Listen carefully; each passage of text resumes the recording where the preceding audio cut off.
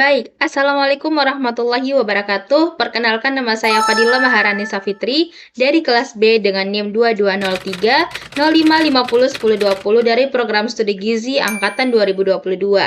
Nah, pada kesempatan kali ini saya akan sedikit membahas tentang komunikasi.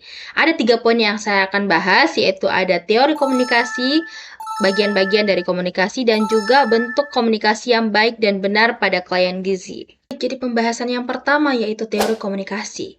Nah, teori komunikasi dapat diartikan sebagai salah satu bentuk pandangan serta strategi yang berguna untuk membentuk kerangka kerja dan alat untuk mendukung kegiatan yang hendak dilakukan.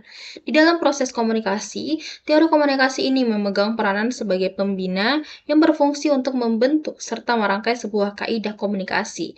Adapun macam-macam teori komunikasi di dunia, yaitu yang pertama ialah teori komunikasi behaviorisme oleh John Brodess Watson.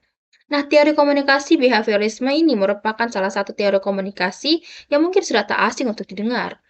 Teori komunikasi ini disupport oleh salah satu ilmuwan yang berasal dari Amerika bernama John Brodess Watson pada tahun 1878 sampai dengan 1958. Teori komunikasinya berisi mengenai seluruh tindakan atau perilaku yang mencakup antara tindakan respon atau balasan terhadap suatu hal yang diberikan atau juga bisa disebut dengan rangsangan. Teori ini memiliki arti bahwa semua tindakan memiliki balasan yang berbentuk respon. Dapat digambarkan seperti apabila seorang individu mendapatkan rangsangan, lalu individu tersebut berhasil menerima serta mengamatinya, maka kita akan mudah dalam memperkirakan seperti apa tanggapan atau responnya. Yang kedua, teori komunikasi operant conditioning oleh Skinner. Teori komunikasi ini ditemukan oleh seorang ahli psikolog bernama Skinner pada tahun 1904 sampai dengan 1990. Beliau berpendapat bahwa tujuan dicantumkannya psikolog dalam komunikasi adalah untuk membantu pengendalian perilaku. Teori operant conditioning dapat diartikan sebagai suatu prosedur untuk membentuk atau membantu dalam pemberian motivasi tingkah laku yang dapat berakibat pada terulangnya atau hilangnya tingkah laku tersebut. Penggunaan teori komunikasi operant conditioning dalam berkomunikasi dengan murid sangat dianjurkan, karena teori ini memberikan jaminan akan respon terhadap rangsangan yang diberikan. Guru adalah pembimbing murid yang memiliki peran untuk mengontrol serta membimbing siswa. Semua itu berguna untuk mencapai goals dari kegiatan belajar mengajar. Selanjutnya, teori ketiga, belajar sosial. Teori belajar sosial ini dicetuskan oleh seorang psikolog asal Kanada, Amerika Serikat bernama Albert Bandura pada tahun 1925. Menurutnya, tingkah laku manusia dalam berinteraksi memiliki pola timbal balik yang berkelanjutan. Proses interaksi antar individu ini terjadi karena adanya pengaruh lingkungan dan perilaku kognitif antar individu. Dalam teorinya, Bandura menjelaskan 4 tahapan belajar sosial. Tahapan pertama, semua kegiatan pembelajaran sosial dapat terjadi karena adanya sebuah perhatian dari seorang atau lebih individu. Tahapan kedua, proses pembelajaran sosial dilakukan dengan melalui ingatan. Tahapan ketiga, proses pembelajaran sosial juga dilakukan dengan bantuan tindakan dari individu tersebut.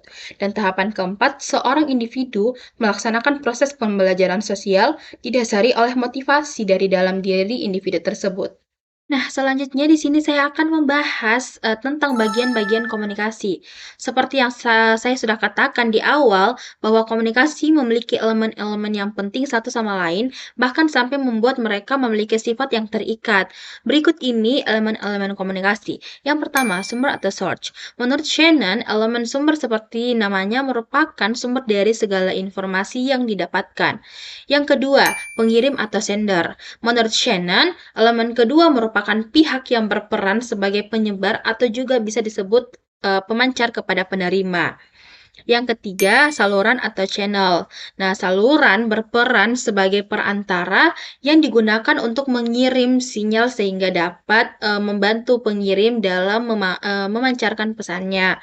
Yang keempat, penerima atau receiver. Menurut Shannon, penerima merupakan pihak yang melakukan kegiatan yang berkebalikan dengan pengirim. Selanjutnya yang kelima, tujuan atau destination. Tujuan memiliki arti untuk siapa pesan tersebut dipancarkan oleh pemancar ke penerima. Selanjutnya yang keenam, pesan atau message. Suatu hal yang dikirimkan oleh pemancar atau pengirim kepada penerima, biasanya isinya dapat berbentuk fisik, tulisan, rekaman, ataupun berbentuk visual verbal yang akan diterima oleh penerimanya. Selanjutnya yang ketujuh itu tanggapan atau feedback, berupa balasan yang didapatkan oleh oleh pengirim dari penerima yang sudah menerima pesan dari pengirim. Baik, jadi di pembahasan yang terakhir, saya akan membahas tentang bagaimana sih bentuk komunikasi yang baik dan benar terhadap klien gizi.